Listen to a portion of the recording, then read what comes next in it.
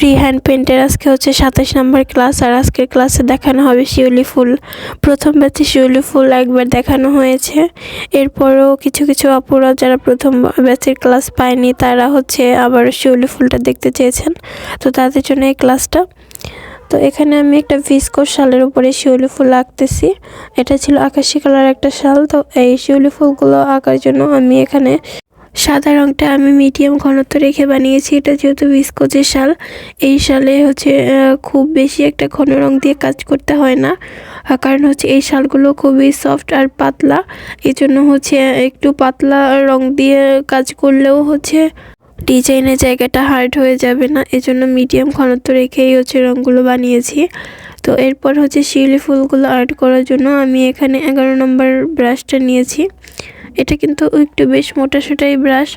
তারপর আমি এটা নিয়েছি কারণ হচ্ছে এটার মাথার দিকটাতে একটু চিকন, এই জন্য হচ্ছে এটা দিয়ে আমার সুবিধা হয় আর্ট করতে, এই জন্য কিন্তু এইটা নিয়েছি। তো এখানে আমি শিউলি ফুল হচ্ছে 5টা করে পাপড়ি দিয়ে আর্ট করতেছি।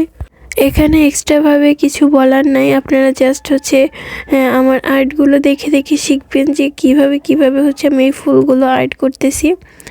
এটা কিন্তু খুবই সহজ। যারা হচ্ছে এই ক্লাসের ভিডিওটা দেখবেন এখনও পর্যন্ত শিউলি ফুল আর্ট করতে পারেন না, তারা অবশ্যই এই ভিডিওটা দেখার পরে আর্টগুলো শিখে যাবেন। তো আমি কিন্তু এটা একদমই হচ্ছে নর্মাল স্পিডে রেখেছি, মানে আমার কাজের স্পিড যতটুকু আমি কিন্তু ভিডিওটা ততটুকুই রেখেছি, এটা করে স্পিড বাড়িয়ে দিইনি, তাই কিন্তু আপনাদের বুঝতে অনেক সুবিধা হবে যে কিভাবে করে আর্ট করতেছি। আর এই ফুলগুলো আপনারা কিন্তু 11 নম্বর ব্রাশটা না থাকলে 5 নম্বর ব্রাশ দিয়েও হচ্ছে আর্ট করতে পারেন, মানে চিকন ব্রাশ দিয়েও আর্ট করতে পারেন। এখানে কিন্তু ব্রাশের সাইজের মধ্যে আসলে কিছুই না, সব কিছুই হচ্ছে হাতের মধ্যে। আপনি যদি আর্ট করতে পারেন তাহলে আপনি যে কোনো সাইজের ব্রাশ দিয়েই করতে পারবেন। এরকম ধারা বাঁধা কোনো নিয়ম নেই যে এই সাইজটা দিয়ে শুধুমাত্র এই ফুলটাই করা যাবে।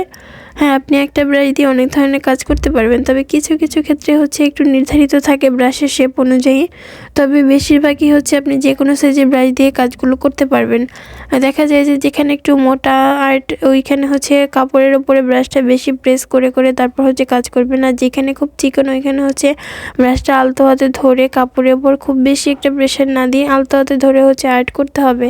তো এভাবে করে যদি আপনারা কাজ করেন তাহলে দেখা যায় যে 2-3টা ব্রাশ হলে হচ্ছে অনেক ধরনের কাজ করা যায়। এরপরেও আমি আমার প্রত্যেকটা ক্লাসের ভিডিওতে বলে দিই কত নাম্বার ব্রাশ দিয়ে কোন কাজটা করেছি, কত নাম্বার ব্রাশ দিয়ে পাতা আর্ট করেছি। কিছু কিছু আপুরা জানতে চায়, এই জন্য হচ্ছে বলে দিই। তবে এই নাম্বারটা দিয়ে যে আপনাদের এই কাজ করতে হবে এরকম কিন্তু কিছু না। শিউলি ফুলগুলো আমার আর্ট কমপ্লিট হওয়ার পরে এখানে আমি কমলা কালারটা দিয়ে মাঝে রেণুটা দিয়ে দিচ্ছি।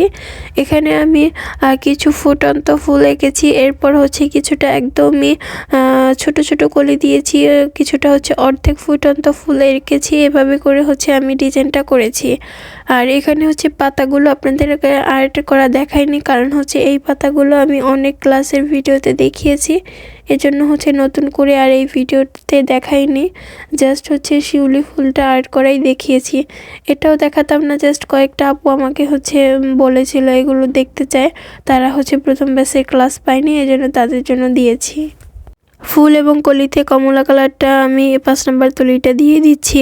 এখানে তুলি চেঞ্জ করার কারণ হচ্ছে আমি যেই তুলিটা দিয়ে হচ্ছে ফুলগুলো আর্ট করেছি ওটার মাথা ছিল একটু চিকন সরু, ওটা দিয়ে হচ্ছে গোল ডটের মতো দেওয়া যায় না, ফুলের মাঝে যে গোল ডটগুলো দিচ্ছি এটা দেওয়ার জন্য একটু রাউন্ড শেপের ব্রাশ দরকার, এই জন্য হচ্ছে আমি এখানে 5 নম্বর তুলিটা দিয়ে দিচ্ছি। এটার মাথার দিকটাতে গোল রাউন্ড শেপের মতো, তাই এটা দিয়ে খুব সুন্দর মতো হচ্ছে গোল ডটগুলো দেওয়া যায়।